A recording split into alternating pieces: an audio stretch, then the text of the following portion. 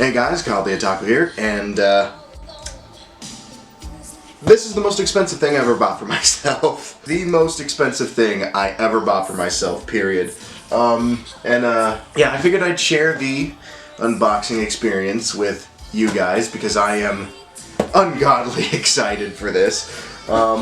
So as you can see, I'm a massive fucking Fred head. Nightmare on Elm Street is just one of those horror franchises that I just fell in love with after seeing the first movie, and after that, it's just been collecting upon collecting of Freddy Krueger memorabilia, and this is no different. So I'm not really going to say what it is yet, but I am going to open it the only way I know how. So this was, with tax, $190, $191, $92, and yeah, I barely spent anything over $100 on any one item, let alone like 50 to 60 bucks. So this, as I said, one of the most expensive things I ever bought for myself. This isn't sharp, but it's getting the job done. Oh man, we got packing peanuts in here and shit. Put you back. Get back on the set. Back on the set. Okay. Baby. Here's what we got. Fucking packing peanuts everywhere. But I'm gonna see if I can slowly lift this out. There we go. Fucking packing peanuts, bro. Look at all this. They wanted to make sure this baby came in mint. Came in a neat little plastic sleeve that I'm just going to absolutely demolish. Oh yeah. Oh, here it is. Oh, there you are, you beautiful beast.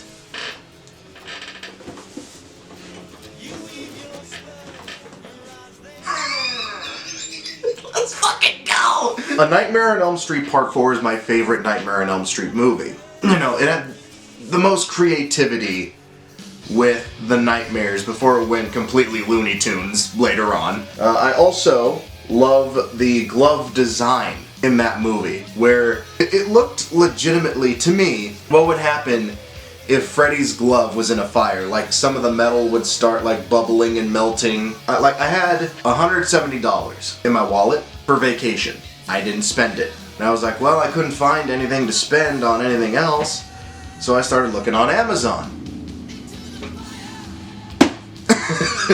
So, to say this was an impulse purchase, yeah, you can say it was an impulse purchase. Yeah, so just look at the light. We have like the slashes going down there, Nightmare on Elm Street, Dream Master. Got the sides of the display. And then we have a neat, like, faded out, like, rendition of the poster for the movie under here. I don't know if the camera can pick it up, but there's like a real faded, like, press of the original poster for Part 4, The Dream Master. Okay, so we have a little display window here. First time seeing it. My heart's kind of pumping here. Okay. Oh, there, you sexy beast. Oh, oh, you sexy little beast. Oh, you. Oh, yes. Guess there's only one thing left to do. And that's open the motherfucker. Okay, let me see if I can. I want to bend the box. Nice and easy. Don't want to damage nothing. Gravity, help me. Do your job, gravity. It's your law. Okay.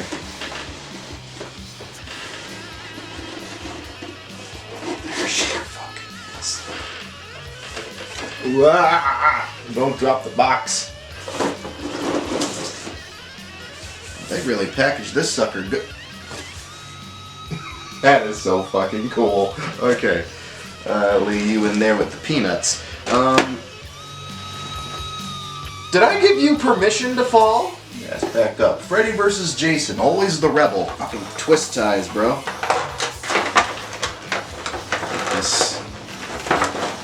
plastic cover off. Oh, she cold. Oh, the metal cold, baby. I'm gonna need a tetanus shot after that shit. Okay, so in preparation for this, I rewatched Nightmares Part 3 through Freddy's Dead, because if I was gonna get this glove, I might as well watch the Dream series. I call it the Dream series because each one, you know, starts with fucking Dream in it. I'm not gonna pull the twist ties out, because this baby's going back in here whenever I'm not wearing it. Literally nothing for you to be stuck on. How are you getting stuck? Oh, is it stuck on a rivet? Aw, man, it's stuck on a rivet. Hold on. Sexy motherfucker. We have some tape and tissue paper on the edge of the razors. That's gonna be a thing to get rid of. There we go. This is garbage.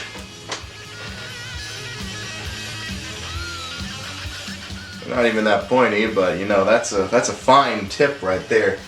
I'll compare it with my boiler room creation when I'm done with this. All right, here it is. The Nightmare on Elm Street Part 4 Dream Master. And we're gonna go ahead and we're gonna slide this on.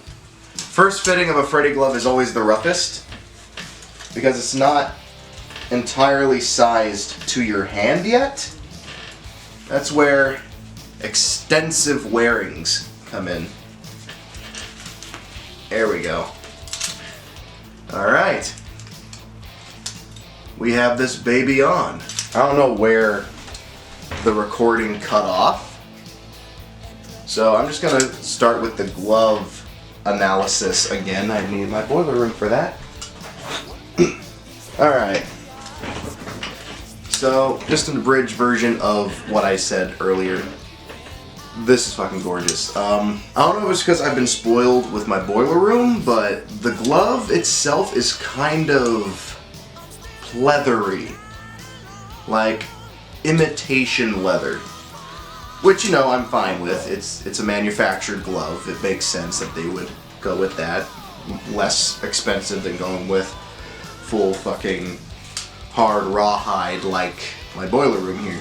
So yeah, that's the one thing that I would like to compare here, is that the glove is not a nice dyed rawhide like my boiler room. But again, this is manufactured. I'm fine with that. Another thing is the overall blade length. It's about a few centimeters longer than the blades on this. Also not as beefy. This thing is a lot beefier than my boiler room. But other than that, the materials are pretty much the same. We got copper plating for the knuckle and the back plate, as well as for the finger joints, and stainless steel for the blades. That is the same. But other than that, it doesn't have like that homebrew feel as this, because again, manufactured company, Trick or Treat Studios. But this is very high quality. Very high quality. Got a nice, like, fist going on there, too. Very articulate. I also like to say that unlike other metal gloves that I've had in the past from, like Ruby's, NECA, stuff like that, this one's very loose. Like, usually they're very stiff out of the box. This one is very loosey-goosey. Like, I'm feeling no, like, restrictions, moving the fingers, or anything like that. I appreciate that. Now, because this is manufactured, it's not gonna, like, have all the perfect detail, you know, like it looks very painted, you know, very painted, and rather than naturally colored from the welding process. But if you want, you know, that, don't buy, you know, manufactured. Buy from, like, Dark Dream Design or nightterrorgloves.com. If you want pitch perfect movie accurate gloves, those two are the websites that I would recommend. But as is, it's cheaper. It's cheaper price for this than the others, by about a good $100. And for what you get, it's pretty damn good. Alright, further details I forgot to include. One being that the display window on the glove's box, is magnetized. There's a magnet right there, so when it closes, it snaps shut. Another thing I noticed is that moving your fingers around, the rivets do catch a lot more than initially anticipated after it caught the one time during the recording of this video. Not that big of a problem. Obviously, you're not going to be wearing this glove a lot if you're like me.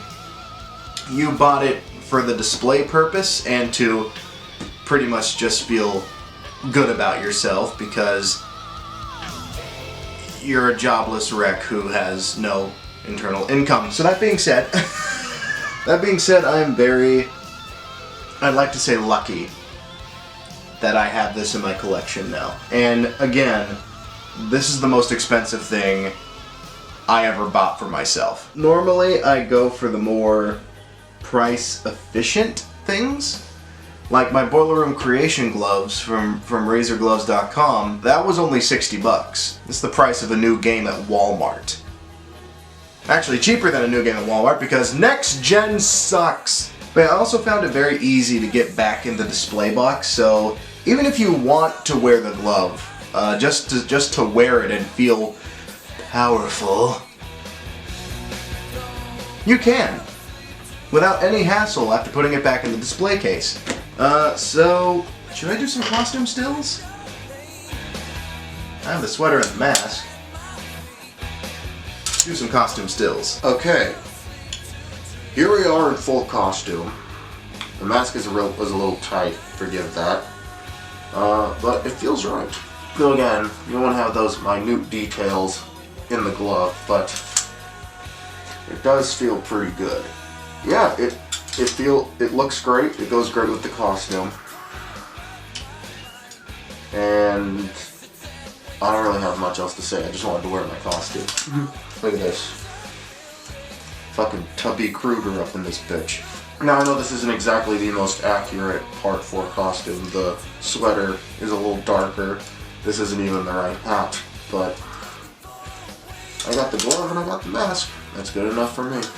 So yeah, if I had to rank this, or rate this, I'd probably rate it as probably an 8.5 out of 10. It doesn't have the minute details. But overall, I am very glad that I bought this. Very, very happy with the product. So, with that being said, I'm Kyle the Otaku. Thanks for stopping by. And I'll see you next time!